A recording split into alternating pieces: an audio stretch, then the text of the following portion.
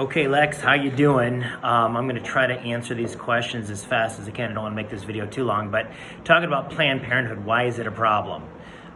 First of all, you got to realize that Planned Parenthood was formed by someone called Margaret Sanger, and Margaret Sanger was a eugenicist.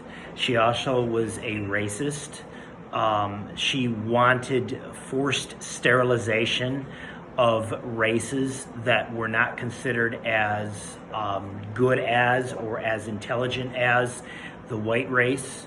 So she advocated sterilization of black people, among others, and those that were not mentally competent. Okay, so that's, in other words, the foundations of Planned Parenthood is very, very bad.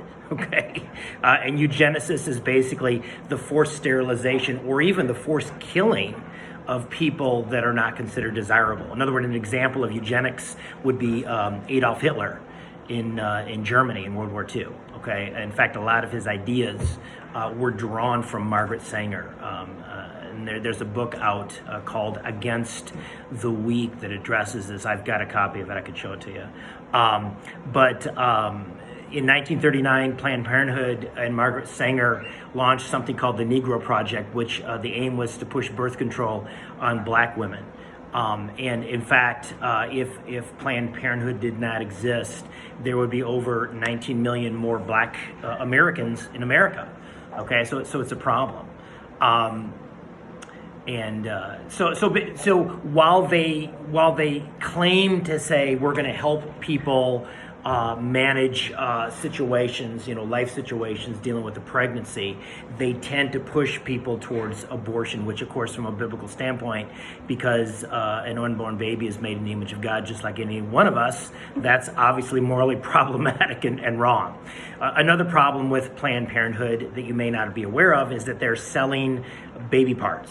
Okay, they're taking parts of these babies that are aborted and they're selling them on the open market for cosmetics and different things like that. Obviously, that's a real problem. When we're selling baby parts on the open market, that's a big problem, okay? So Planned Parenthood's got a lot of problems, okay? They claim that only 4% of what they do is abortions.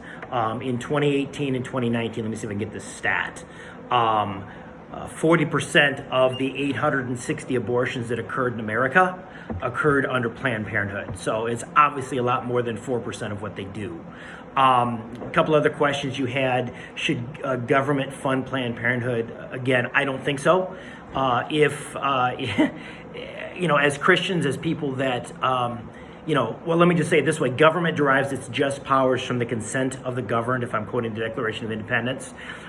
Did we consent to the government to fund Planned Parenthood? The answer is no, we did not consent to that. And for people that have a conscientious objection to it, that's obviously a problem. Okay, in other words, if Planned Parenthood is so great, let them get funding on the open market like every other business. They should not rely on the government to fund them. In fact, I believe I saw a figure, was it $617 million was given by the government to Planned Parenthood. In other words, if a business needs to be propped up by the government, it's probably not a great business if it could stand on its own. A great example of that is Amtrak, but that's a whole other issue.